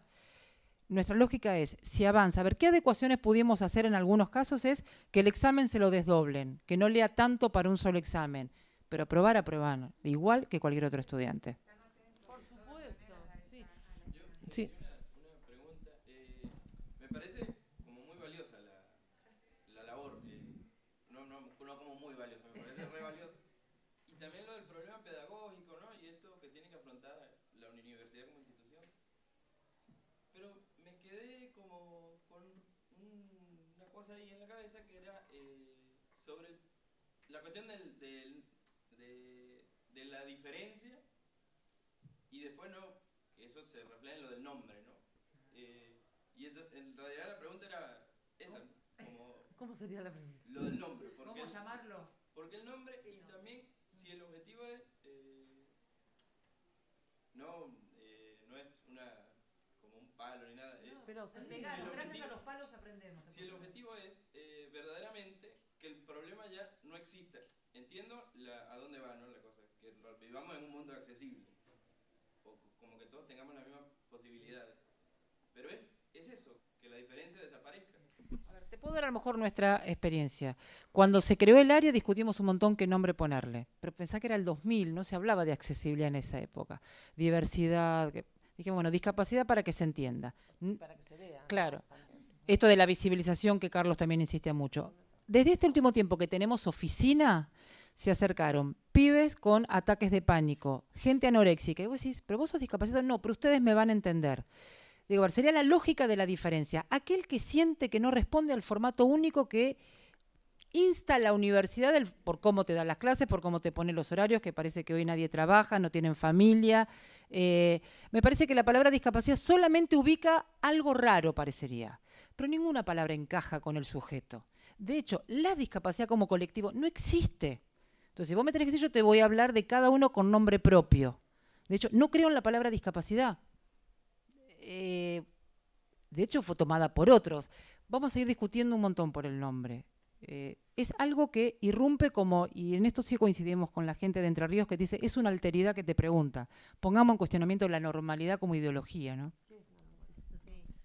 Que en realidad la discapacidad no homogeneiza a nadie, es una diversidad, ese es el tema. Pareciera que con ese concepto vos podés englobar, y no es así. Por eso está coincidente esto de que forma parte de la diversidad. Y cómo tratar problemas, como dicen ellas, que están también como problemas diferentes, problemáticas que no hacen ni a la persona en silla, ni al sordo a lo mejor, ¿sí? Y que también, acá había un gabinete, ahora no hay. Y a nivel de UBA, al gabinete que pueda... personas con discapacidad por la convención. Sí, quizás lo dice Sandra, que el término persona con discapacidad, nosotros también somos muy convencionales en eso y tomamos la convención, que además es la ley nacional, ¿no?, para nosotros. Quiero agregar una cosa al tema de las diferencias. De ninguna manera la idea es anular las diferencias o que desaparezcan, porque la diferencia es inherente al ser humano. Y bueno, y hay una multiplicidad de diferencias. Lo que sí tendrían que desaparecer son las brechas en la oportunidad de estudiar. Y un ejemplo muy concreto, digamos, con las personas ciegas. Si vos no tenés una política de accesibilidad al material de estudio, la persona ciega siempre va a recibir los textos cuando se lo pueda producir, Tiflo, quien sea. Nosotros ahora tenemos ya un espacio. Durante mucho tiempo nos ayudaron los compañeros en un espacio que tenemos en Devoto, que Filo tiene en Devoto, que es el Centro de Producción de Accesibilidad. Pero con todas las vicisitudes que tiene un centro penitenciario, que la gente ingresa, se va, que tienen, digamos, no es que es un equipo que está ahí de marzo a diciembre. Bueno, ellos siguen trabajando con nosotros, la verdad que ahí tenemos un espacio muy potente, pero ya la facultad instaló este espacio en la biblioteca. Entonces, la persona con discapacidad, si efectivamente, con discapacidad visual, se informa con el tiempo, no con años, pero unos meses, un par de meses antes, el cuatrimestre anterior, qué materia va a cursar, se molesta a ir al CEFIL, porque eso es lo que hacen todos los estudiantes, y trae el material, nos lo da, chequeamos qué es lo que está producido ya en Tiflonexos y qué es lo que no, ahí la facultad lo produce y la persona puede empezar al mismo tiempo contando con el material. Eso de alguna manera, esa es la igualdad que nos interesa, igual tiempo de disponibilidad del material para estudiar, ¿sí? E igual posibilidad de acceder ediliciamente a cualquier espacio donde se desarrollen las actividades de la facultad. Y bueno, y el espacio de orientación, ya lo dije, es muy valioso porque cualquier estudiante puede requerirlo, cualquier docente. Filo tiene una resolución, tiene un nombre larguísimo que ni lo sé decir, que se llama Régimen Transitorio de Asistencia, Regularidad y Modalidad de Evaluación de Materias y Seminarios, que se te queda sin aire. Le decimos RETARMEM, que es peor la sigla que el nombre, pero bueno, apunta esa resolución. Están incluidas las personas con discapacidad, pero también están incluidas las parejas que están en situación de embarazo, las personas que tienen alguna situación psicofísica permanente o temporal, una cirugía que te cae en mitad del cuatrimestre, que te deja un mes afuera, digamos. Bueno, y esta resolución está orientada a que la persona no puede quedar libre, y lo más interesante es que el equipo de cátedra tiene que armar una propuesta alternativa para que esta persona, o sea, no es un condonador de faltas, sino la cátedra tiene que decir, bueno, nombro a una persona que esté en contacto por vía mail, que la persona pueda mandar. El tema también del campus ayuda mucho, porque ahora que las materias tienen mucho subido al campus, entonces ya la persona también desde su casa puede bajarse el material. Bueno, y esta resolución también tiene un otros, y ahí hemos tenido casos como, por ejemplo, qué sé yo, personas con situaciones de violencia de género, con restricción perimetral, pero aún violada por los agresores, que no podía asistir a la facultad. Entonces, bueno, hasta que eso esta persona no asistió, bueno, ¿cómo hacer que esta persona no quede libre? Bueno, con estos mecanismos. Y ahí no están las personas con discapacidad, están las personas con discapacidad también sí lo necesitan, ¿sí? Porque hay personas con discapacidad que se inscriben y que nunca en la vida tuvieron que solicitar ninguna reprogramación, hay una persona que solamente en 2 oportunidades pidió el examen de italiano en braille, y eso es todo, y se está recibiendo de licenciado en letras. ¿Sí? Así que bueno,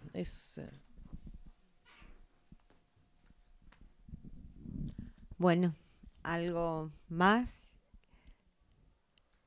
Bueno, cerramos acá. Muchísimas gracias a todos ustedes y bueno, han dejado las presentaciones y quedamos siempre vinculados. Muy amables.